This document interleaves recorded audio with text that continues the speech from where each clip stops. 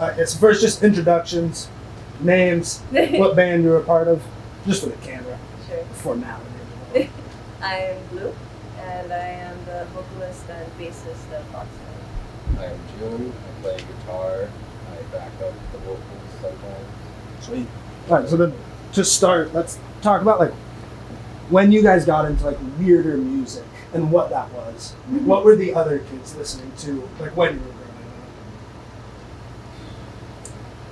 growing up? Well, All emo. mall emo. I feel, but like not in a non-derogatory sense, but like I feel like most kids that were hanging with us was like mall emo. Well, back then also like Chan was huge. That's true. Yeah, like the. Aaron never got it. Huh? Actually, cut that. I don't want to shame John. But yeah, it was like when we were younger, we went to high school together. So like as far as I know, our classmates were into like Chan. Yeah, at RCA. At RCA. Yeah. Yeah. But like in the normal high school, like kids weren't listening to prom. In my normal high school, I was like part of like the weird kid outcast kind of stuff. So they were really into like metalcore. I was part of like the Warped Tour core kind of scene when I was a kid. So yeah, I was always kind of like into like weird music, although that was kind of like the scene at the time. I was really into screamo from a young age. I always listened to a bunch of different music. I grew up on like crazy different genres and stuff. So yeah, it's been part of me for as long as I've known. Gotcha. Then you guys brought up normal high school versus abnormal high school. What? Talk about that, because it took me like 3 different alternative high schools to get out. So yeah, well, we went to, so we had like Well, the 3 original members were still here. Yeah. Jared, we met at the show. Yeah. Jared is also significantly older than us. Yeah. Jared plays violin. They like we met them at a show, but like me, June, and Michael went to the Regional Center for the Arts. So it's like a magnet arts high school. And so we went to our regular district high schools for like half of the day in the beginning of the day, and then we went to the arts high school for like the second half of the day. I liked the arts high school a lot because my district high school was really like chaotic. Like there was like no oversight. The administration didn't really care about students. Like it was really like rough.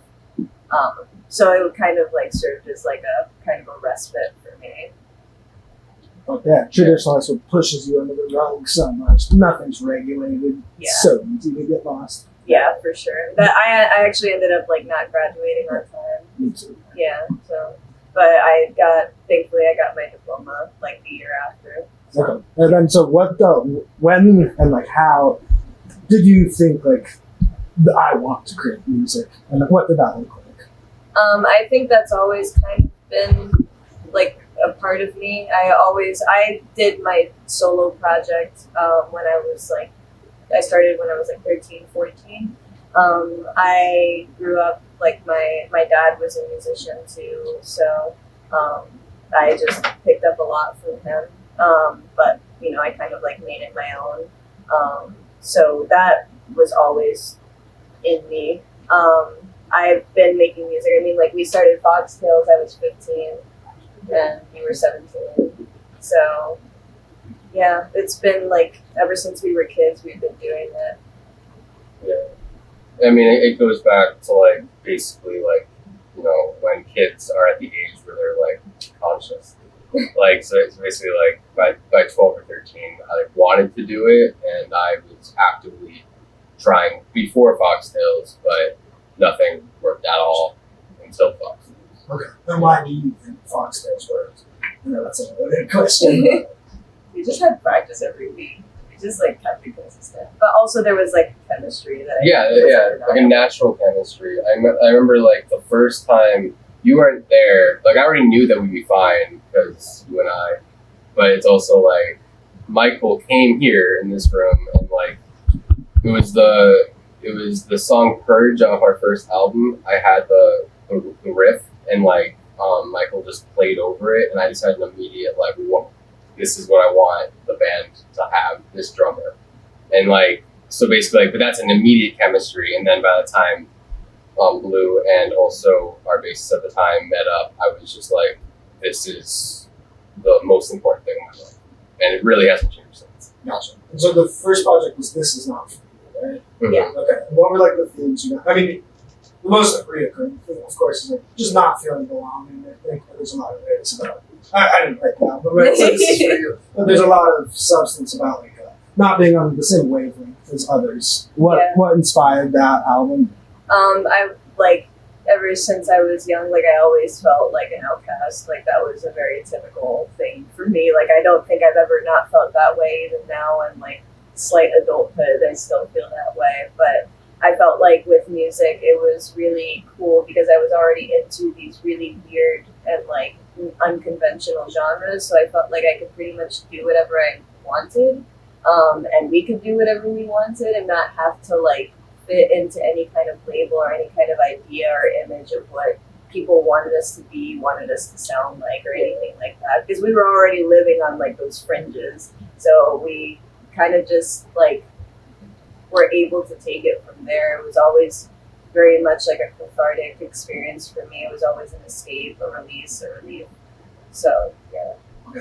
Outside of music, what did catharsis look like for both of you guys, like without that outlet? And how were you coping with these themes without music? Yeah, I would say like in my early music venture, my very, very earliest music ventures were immediately drawn attention to from like, you know, the people in my high school.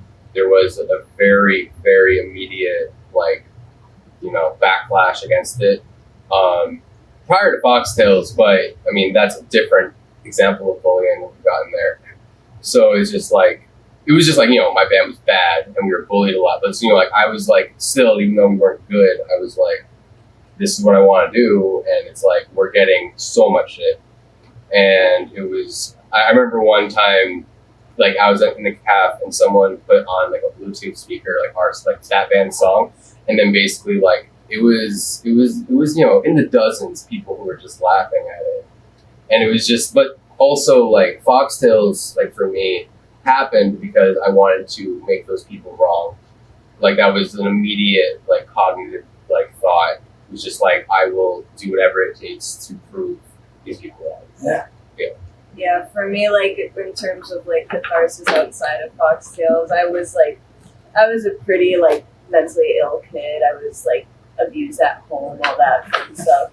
So like my only other relief was like having mental breakdowns. I had like substance abuse issues when I was younger. So I really didn't have anything besides music. I did do like visual art, like I used to draw a lot, but then when I started working when I was like 16, I never found the time really to do it again. And it's still something I'm trying to pick up, but I have to go through so many like trauma responses and like self like critical thought and talk in order to even sit down and like get the pencil and paper. But yeah, so really I didn't have anything besides Foxtails. When we played shows, I kind of just like would pour myself out there on the stage. I used to have like breakdowns after we would perform and stuff like that, but it was worth it because it was like I was gonna have those breakdowns regardless. At least I had like the artistic element to it that I could like put a name to and be like, I made that and I contributed to that. And it's also like a collaborative effort too, because it's always felt very like democratic, the way that we make music and the way that we perform and everything. So it's like, it's healing as well through like a communal way too. So that in itself is also super cathartic. Awesome. Looking back, it was his first release, like, does it feel super different from where you are now? Absolutely. Yeah, and speak on that, like, lyrically and also sonically, like, how have you guys changed? I mean, in like the case of Sonnets, like, it's like, I mean, as well as lyrically from like an outsider's perspective, it's like every album is very indicative of that time period of our lives. So really, I don't I could say like, this is not for you in 2015. It feels nothing like us now. But to be honest with you, I feel the same way about Fawn now. Like basically by the time the album is out, it's it's gone. And like we are often as a whole trying to like a lot of the inspiration for whatever comes after anything is to like basically shit all over what we did before. So that's pretty much like every album is just shitting on the previous one. Yeah, wiping out. We're just flexing on ourselves. Yeah. Yeah, no, I feel like, especially because, like, I mean, This Is Not For You, it's a very youthful album. Like, we were kids. We were, like, Michael is the same age as me, so 15, 17. When we wrote it, Well, when we wrote it. like we all turned up a year Yeah, prior. so 16, 16. Yeah. 17, yeah. Like, it was very much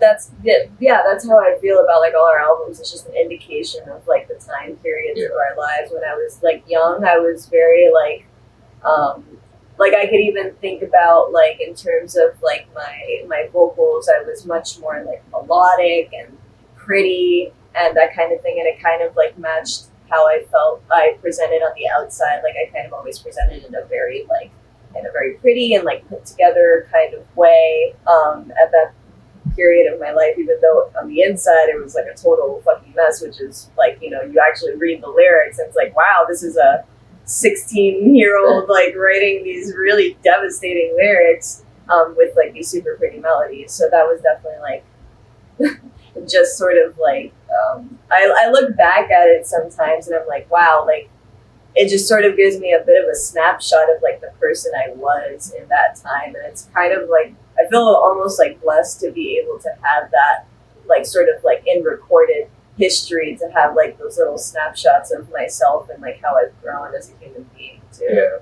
I would say This Is Not For You was our like least original album too, because we were wearing our influences on our sleeves. Yeah. So because we were like trying to figure out our sound. Yeah, so. But it wouldn't like everything that came after it wouldn't have happened if we hadn't had a record before it was there. So yeah. Exactly. Yeah, totally. And even just from the outside, it's such a gentle record and very soft, but also you hear like the screaming will merge with the gentleness. So like what you said, you had a bunch of things internally going on. Although you presented yourself as pretty or gentle, there's still a lot going on. So I think even from the outside perspective, I get that.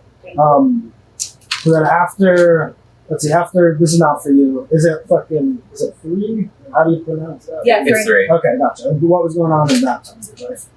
I know it's a loaded question, but 3 is a bit of a coming of age album. I would say so, yeah. Because like at that part point, 1 of coming. yeah, because at that point we were still all under 20. Yeah. So it's like Karita was our first after turning 20. So it was like we were still teenagers, albeit like technical adults. Yeah. Which we weren't.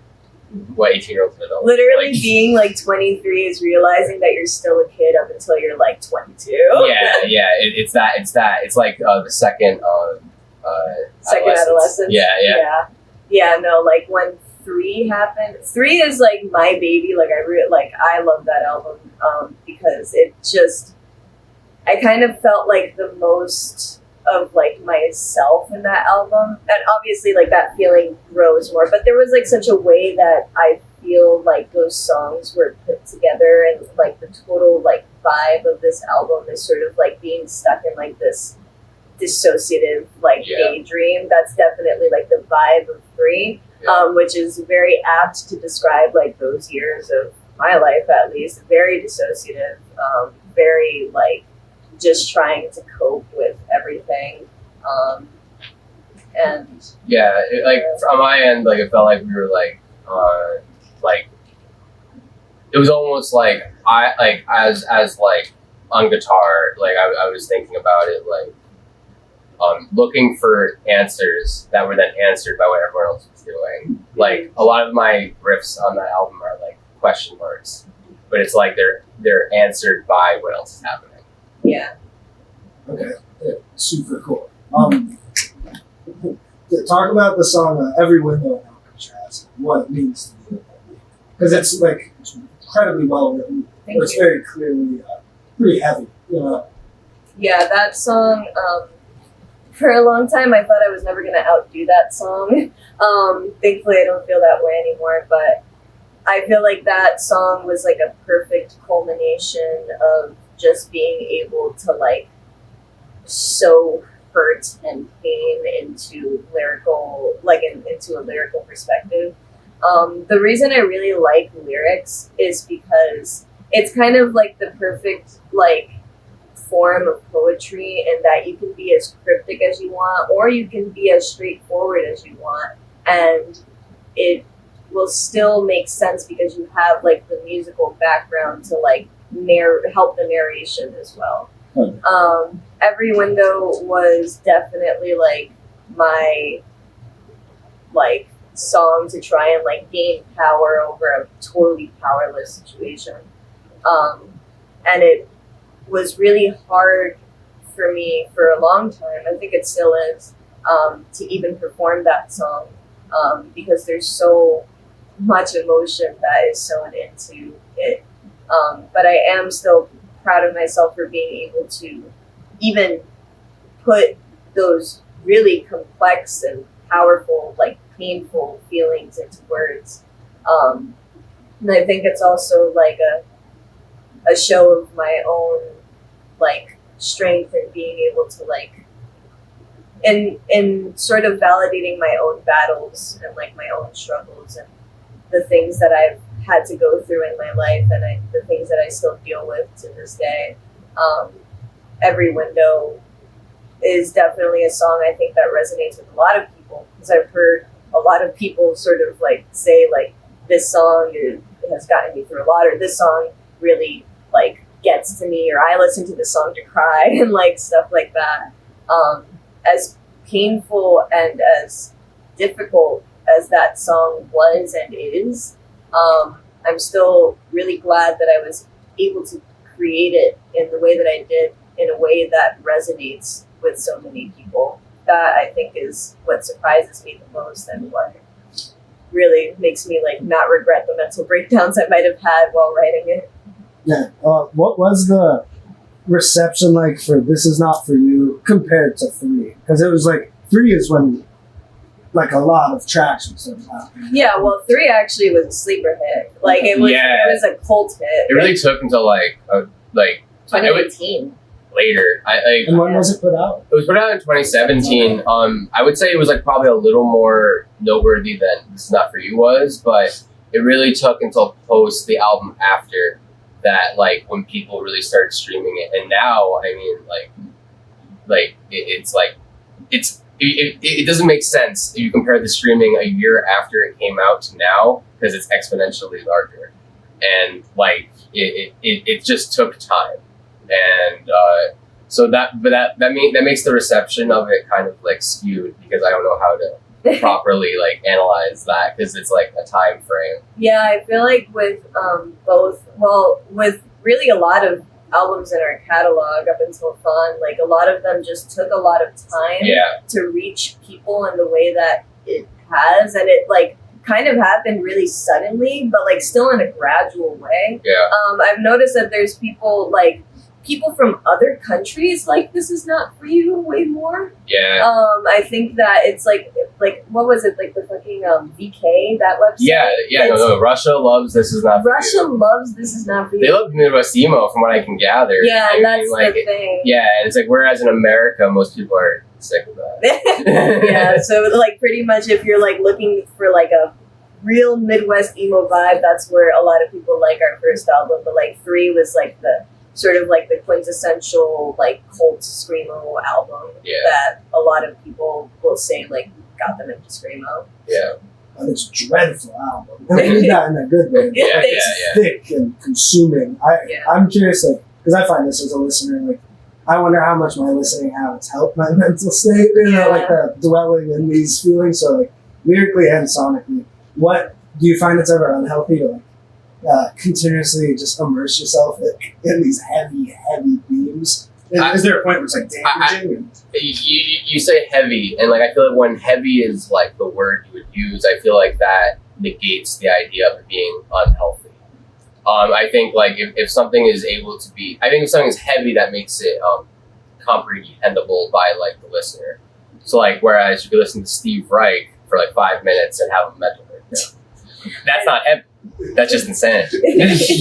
I feel like it doesn't really, because the thing is, it's like life is hell. So it's like for me personally, just being the person I am, having gone through the things that I've gone through, it's like every day is kind of like a struggle. So it doesn't really affect me at all because it's like I would already be feeling these emotions regardless. So it's good that I at least have these outlets where I can like turn it into something that means something that like will reach people and resonate. But even just for like, even if we were to speak about like it not reaching anyone, like for me personally, being able to like just document these things, it serves as like a sort of validation for myself and like my own things. And it also, when I write lyrically, I've noticed that a lot of themes that are touched upon are very subconscious for me.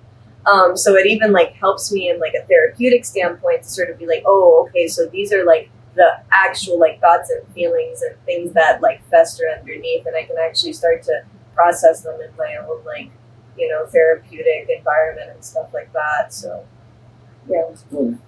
What my favorite album, I think, is Dear Daughter. I think that's the gnarliest, one of the gnarliest pieces of music. Thank you. Yeah. Talk about that, because it is. Would you guys agree that it's one of the more angrier? Oh, yeah. That I mean, like in terms of life, that's what that album was.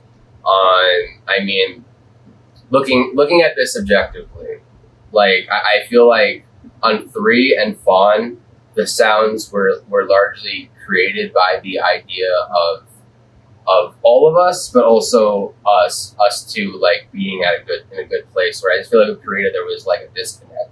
And that does exist in the music itself. However, it doesn't hinder its idea, because it's all just an idea. We try to be very conceptual about the music without like being pretentious about it and like overthinking it and be like, it has to be this way, this way, this way. But it's kind of just like, I'm feeling this way, or you're feeling this way, and it's just basically like in a very like it's just like it's like we're trying to provide like a sentence to describe our emotions. We can't do that in words, so we do it in the music in the grand scheme. Yeah, I feel like with Querida, like there was definitely like I was going through like my super angsty phase. So I was like really angry at a lot of things. I was very angry just generally. So I kind of was like, fuck it, and like just sort of said fuck it. That's why I like instrumentally like the bass work on that album is very like different. Like I'm like doing more things that I probably wouldn't have dared to do before. But I was less scared because I was so sick of everything. Yeah, it's a very sick of it album. It's a very sick of it album. Yeah. So I just sort of was like, you know what, like I'm going to take all the risks that I'm going to take. That's why I even did like because I knew I had like a range in terms of screaming, but that was the first album that I really like decided to use lows on. And then at that point I was just like, oh cool, I can do that now. So like that album was very much like a discovery album for me, like definitely, but I think for us too, like in terms of songwriting, like we took a lot of risks with that album. Yeah, it's definitely like probably it's the most experimental we have at the moment. Yeah, for sure.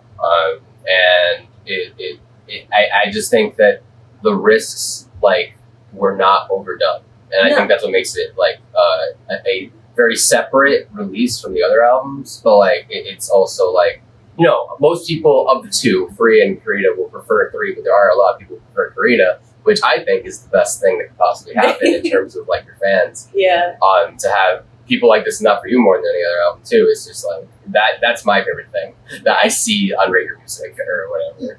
That's very cool. Very cool. What was the inspiration for the title? And also there's a theme of loss of innocence, I think, over every single piece of music you guys have made. How does loss of innocence play in both of your guys' lives? And I know it's a loaded question as well. No, that's fine, yeah. Querida Inca came from a letter that I actually found these letters at some point during that year.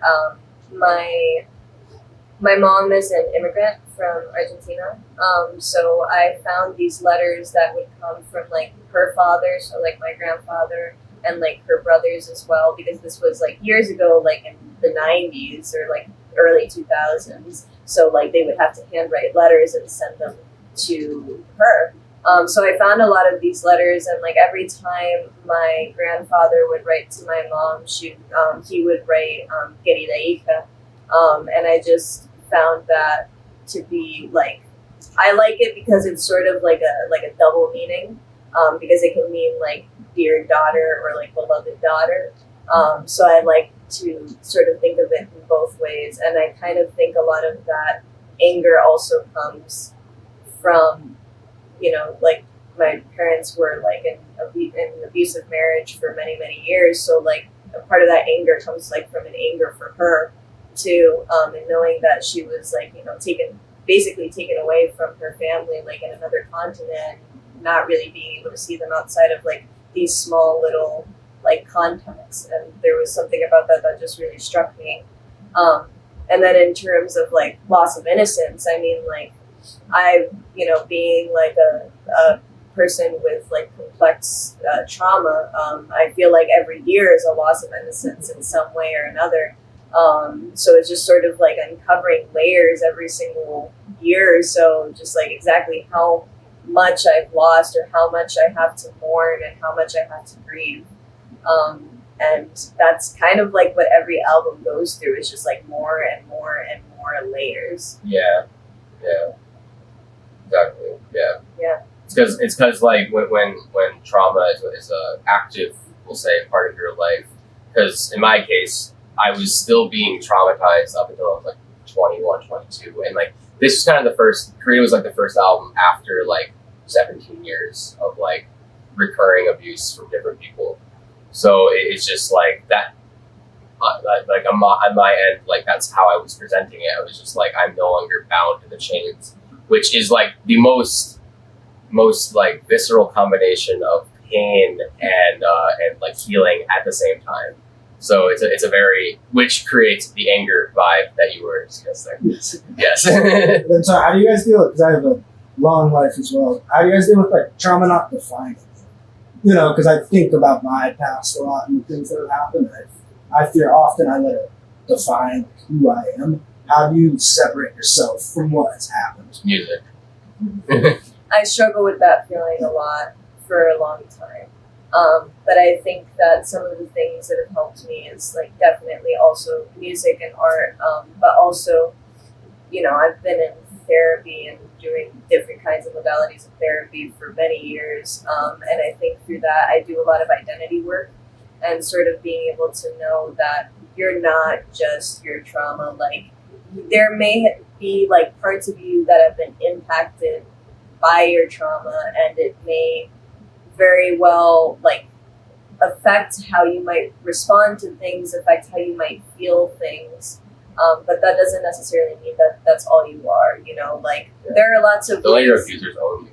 Yeah, your abusers do not own you. Yeah, that's like a big thing that I tell myself, and like it helps me not define myself.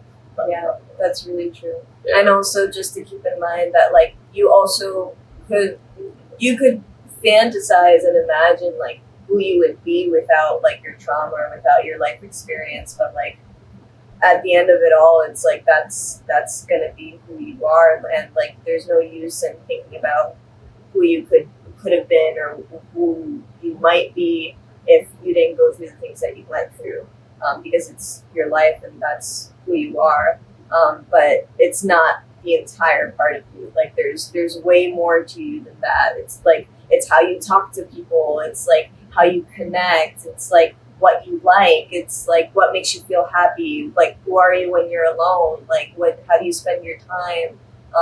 And you might have to work through like a lot of things and a lot of like feelings that come up because of trauma that has impacted you, but that doesn't change the core of who you are.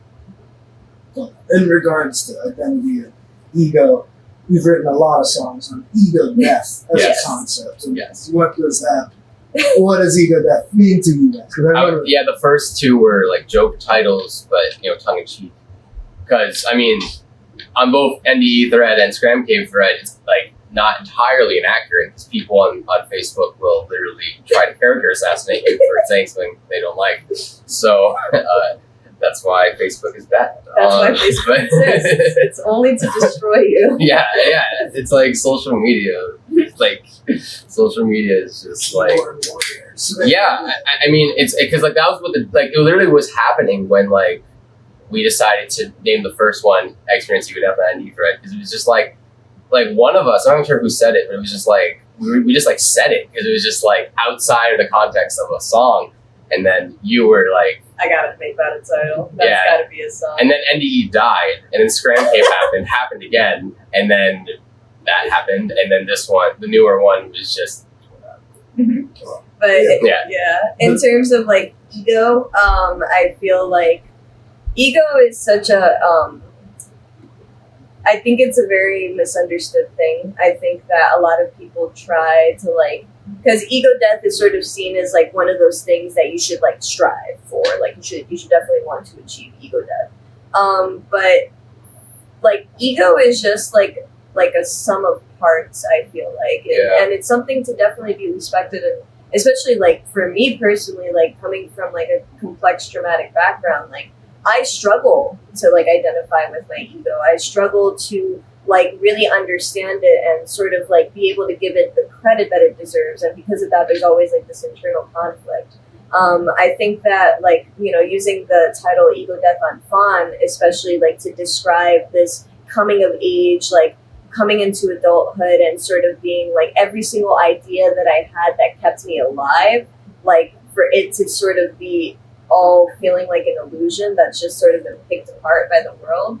That feels like an ego death to me, and that doesn't feel really great. I feel like ego death is something that maybe can be positive for some people, maybe for people who have too much ego.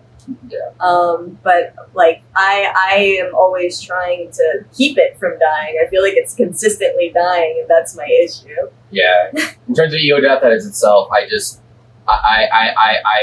have a hard time taking people seriously who think ego death is only possible through tripping.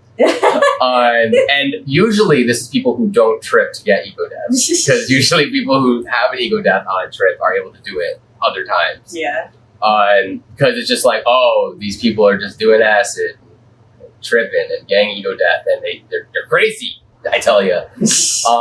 But no, I mean, it's kind of just like, what is growing up other than like a sequence of ego deaths? I mean, that's, you don't change the person if you don't have that elevated self-awareness to like get through.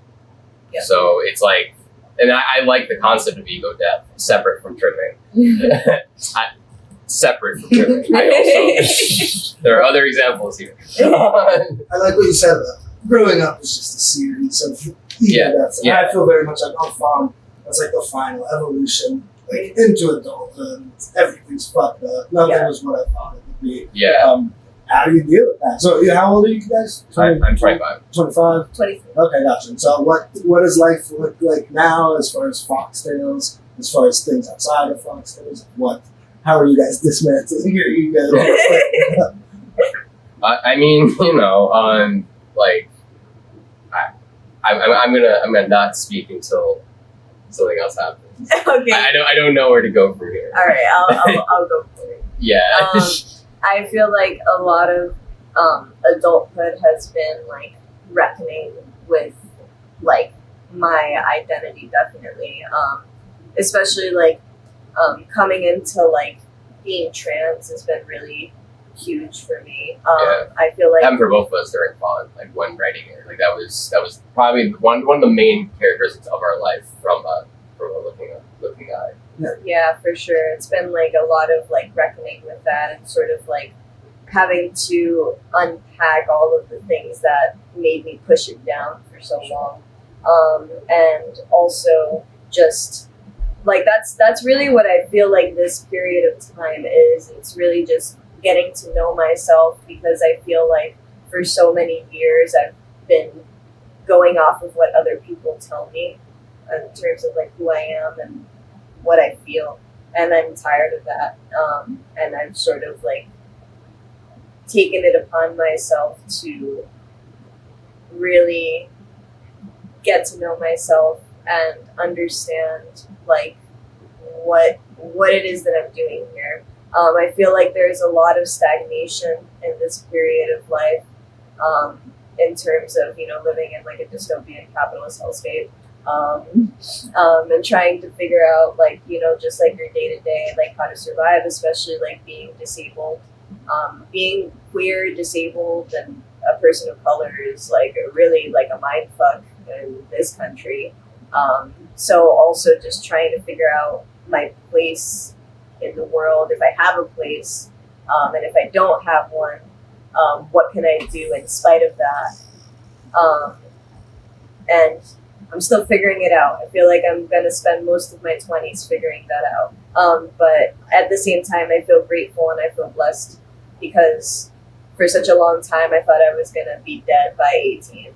And I'm not. And I'm here. And I'm just sort of like now coming to terms with the fact that, all right, I did not die 5 years ago. So now I have to figure out what the fuck it is that I'm doing. And I'm going to have to start liking myself because, like, we're here. We made it. So, yeah, that's kind of how I feel. But, like, Foxtails is always, like, a beacon of hope for me. Like, no matter what, no matter what happens, I feel like Foxtails will always be this, like, passion project and always be this identity project that we pour ourselves into, and, like, nothing is ever going to change that. I don't ever see us, like, going anywhere. Like, yeah, like, we'll take breaks or whatever. Yeah. We'll always come back. I mean, a couple of years ago, I had a side project where I was doing electronic music, and, like, we weren't doing Foxtails in that time, but then it ended because I was like, I want to start the next record. It would be fun. So basically, like, I thought about music differently, like, because I was making electronic music. So that's a good thing. And, like, all of us have other projects. Jared has another band. Michael has many combinations of music happening. And, like, Blue has a new project which is going to be recorded here.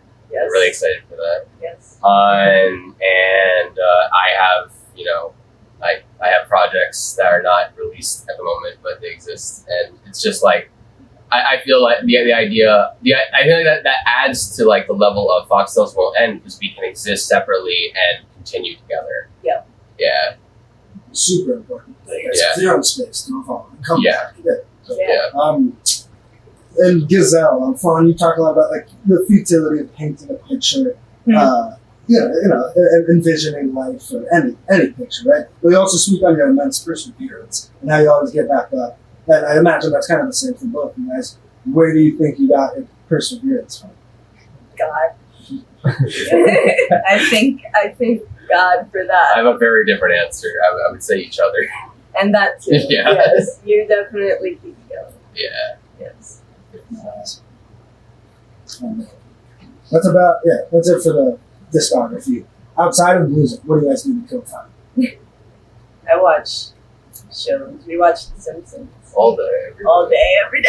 The only way to distract while not doing music. I've been trying to, like, get back into drawing and stuff because I really like to draw, but, like, there are a lot of things that I have to work through in order to, like, really do it. But I I do all of our, basically all of Foxtails, like, designs, like merch designs I make.